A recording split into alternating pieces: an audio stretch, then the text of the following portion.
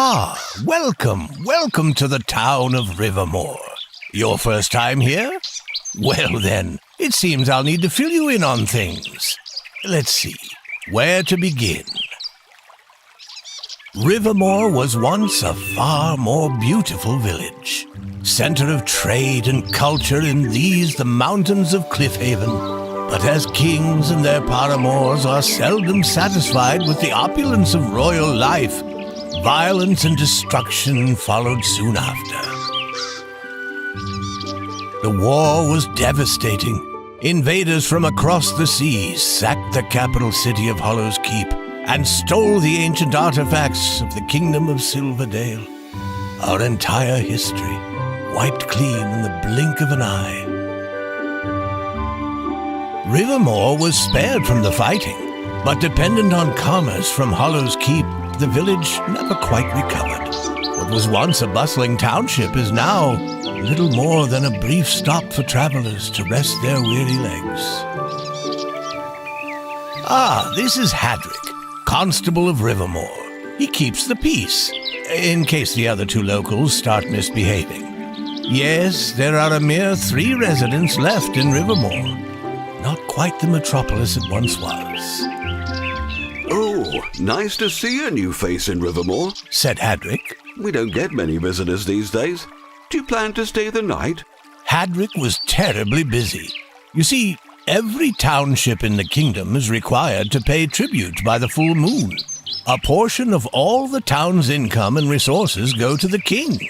But with such little trade in Rivermore, the tribute is becoming increasingly difficult to afford. I normally go out in the afternoon in search of materials to help pay our tribute to the king, but I must fix this fence to keep the wolves out.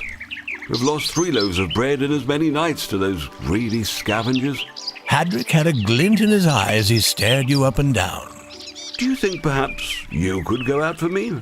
I could offer a hot meal for the help. Well, seems Hadrick is pawning his chores off on you. All right then, let's see that you get to it.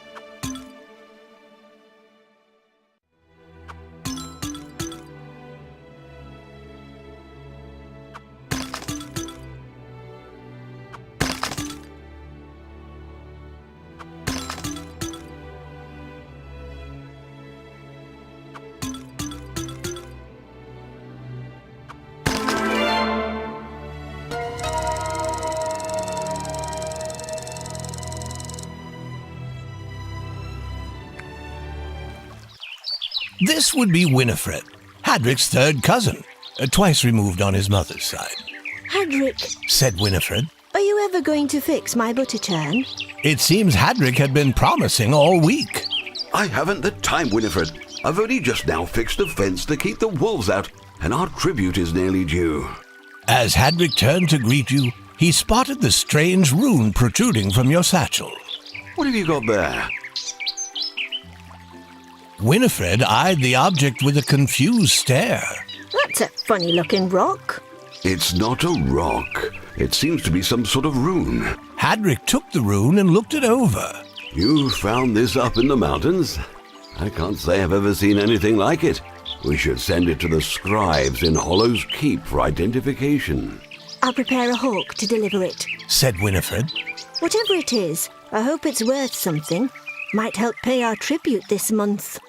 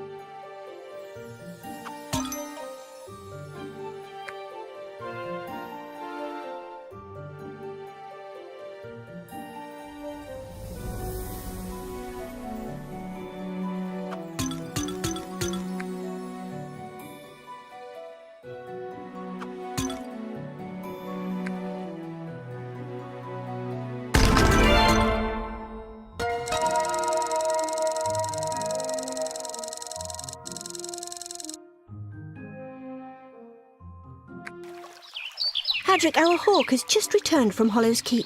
I believe the scribes have responded about that stone we sent. Oh, yes. Let's have a look then.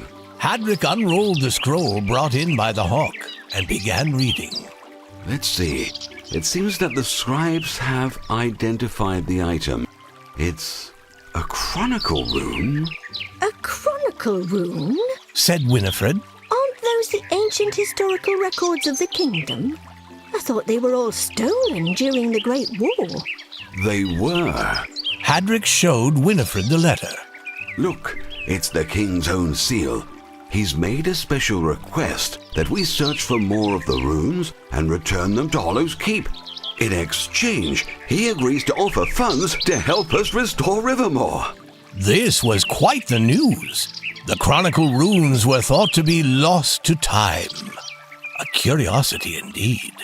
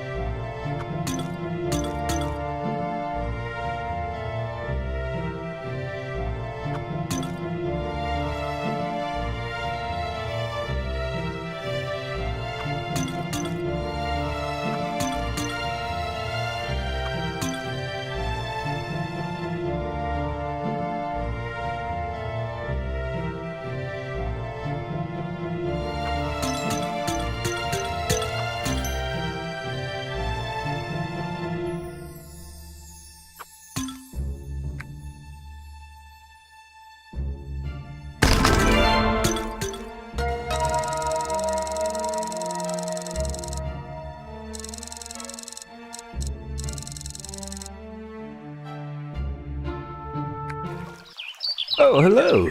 Have we met? I'm dreadful with faces, but you don't look familiar. Caius had just returned from a hunting trip. Caius, how was the hunt? I won't sugarcoat it, Hedrick. I've had better. Caius was picking prickly pines out of his foot when Winifred appeared from around a corner. Caius, I didn't hear you arrive. What a wonderful surprise. Oh, my dear Lady Winifred. Said Caius nervously as he held back a smile. You could cut the romantic tension in the air with a butter knife. What a beautiful morning, wouldn't you say? Hadrick had little patience for idle flirtation that didn't involve him. Caius, we've had quite the development since you've been gone. Come and have a cup of tea and I'll fill you in on everything.